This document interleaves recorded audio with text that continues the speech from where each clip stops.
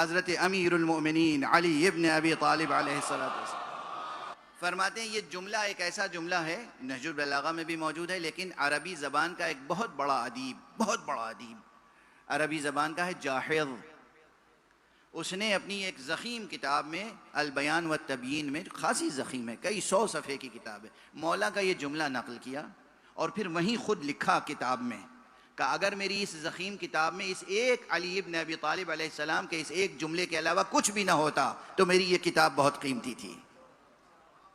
اور اس جملے کا موضوع یہی ہے انسان کی قیمت. امام نے فرمایا ہے قیمت کل امرئ ما یحسنہ، ہر انسان کی قیمت وہ ہے جتنا علم اس کے پاس ہے.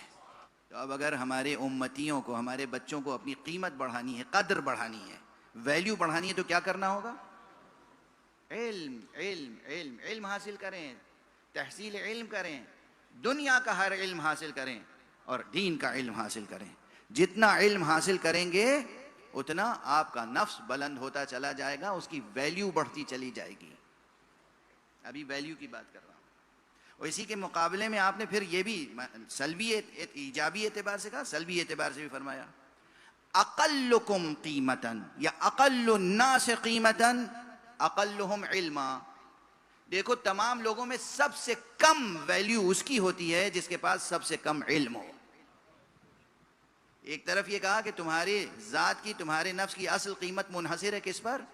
اس علم پر جو تمہارے پاس ہے. سمجھ میں آ رہی ہے؟ بالکل توجہ سے، دھیان سے. اب تم میں سے ہر ایک کے نفس کی قیمت کی بات ہو رہی ہے. ہر ایک نفس کی قدر و قیمت وہ علم ہے جو اس کے پاس ہے. یہ ایک بیان. دوسرا بیان فرماتے ہیں کہ کم ترین قیمت اسی کی ہے جس کے پاس کم ترین علم ہو. اقل الناس قیمتاً اقلہم علما.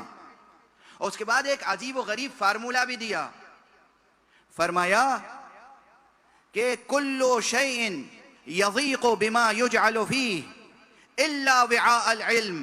دیکھو ہر شے، ہر ظرف، اگر اس میں کل وعاء یضیق بما یجعل فیہ الا وعاء العلم، ہر شے، ہر ظرف، ہر برتن، ہر کنٹینر وہ پر ہو جاتا ہے اور پھر تنگ ہو جاتا ہے جب اس میں کوئی چیز ڈالی جاتی ہے.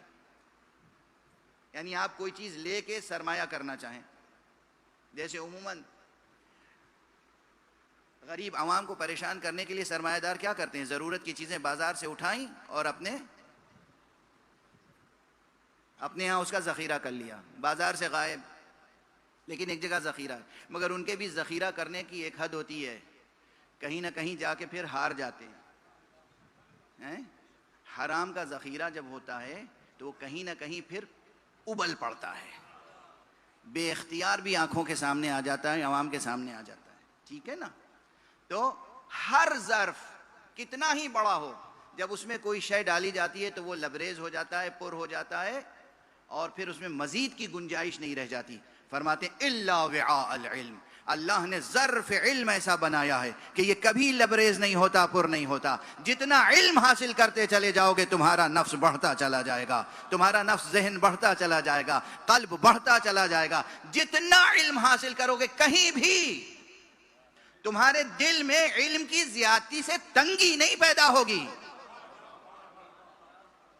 اور یہاں تک اگر بات آ گئی تو اب اور عرض کروں، اللہ بے نیاز ہے اور اس نے خدا کی قسم اپنے رسول کو بھی بے نیاز پیدا کیا ہے اور خود اپنے پاس سے علم دے کر پیدا کیا. لیکن ہمیں اور آپ کو سکھانے کے لیے قرآن مجید میں ایک عجیب و غریب آیت رکھ دی. اے میرے پیغمبر، تم اللہ سے دعا کیا کرو، رب زدنی علما، پروردگار میرے علم میں اضافہ فرما.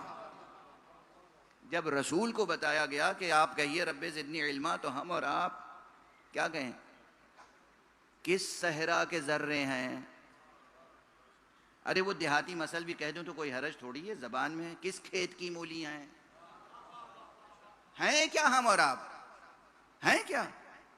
اللہ کے رسول کو اللہ نے کہا کہ قل رب زدنی علما، اے رسول آپ دعا کیا کیجئے، کہا کیجئے مسلسل پہ ہم، اے پروردگار میرے علم میں اضافہ کر، اے پروردگار میرے علم میں اضافہ کر. اور ہمارے ہاں کیا ہو رہا ہے؟ علم سے غفلت. علم سے غفلت ہوگی تو کوئی امت تشکیل نہیں پا سکتی. آپ مرتضیٰ کے امتی نہیں بن سکتے. تمام دنیا کی لذتوں سے منہ موڑ کے بس ایک چیز حاصل کرنے کی کوشش کریں، اور وہ ہے علم اور معرفت.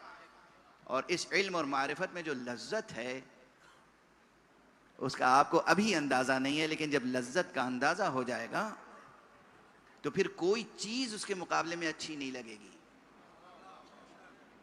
علم کی لذت ہوتی ہے، لذت، مزہ، علم کی لذت ہوتی ہے.